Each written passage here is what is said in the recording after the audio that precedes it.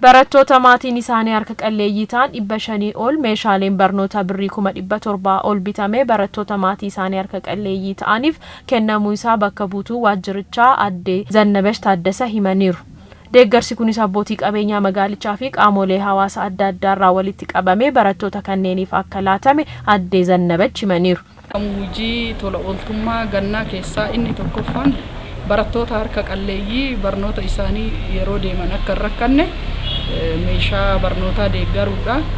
Haaluma kanaan abbootii qabeenyaa deeggarsa gaafachuudhaan jiraataa magaalaa hundasaa gaafachuudhaan barattoota 500 ta'aniif guyyaa har'aa deeggarsi kan godhame ta'uu isaati. Tilmaamaan qarshiidhaan deeggarsi har'a taasifame kun qarshii 711,680 ta'u barattoota kanaaf kennamee jira. Itti gaafatamtuun siyaasaa paartii Waajjira Badhaadhinaa fi bakka buutuun kantiibaa bulchiinsa magaalaa Roobee Aadde Faayisii Alamuu sirna deeggarsa barattoota kanneenii irratti argamuun yaada kennaniin aadaa wal gargaaruu duudhaa sirna gadaa fi abbootii keenya irraa dhaalle waan ta'eef yeroo kamiyyuu itti fufsiisuun hojjetamuu akka qabu dubbatan.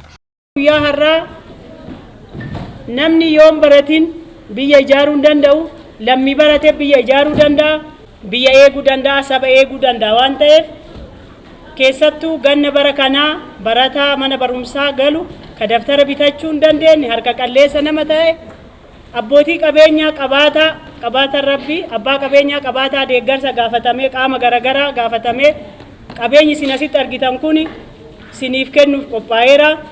Kanaaf namoota immoo deeggarsa kana nuu kennan galatoomaa jennaan maqaa keessaniin. Akka bulchiinsa magaalaa Roobeetti ganna kana qofa hojii kenna tajaajila tola ooltummaan birrii miliyoona 3.8 ol kaaznaa mootummaatti akkaafu taasifameeraas jedhameera.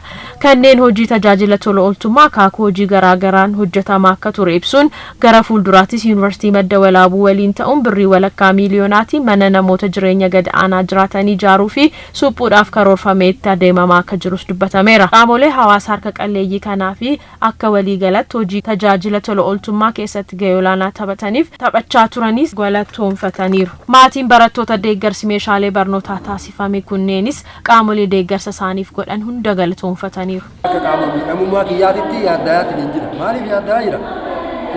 Isumaa kana yoo ijoollee kana yoo akkamitti barsiifadhaa yeroo qaala heetiin jedhe kanatti daftara tokkichi maaliin bitamaa jira?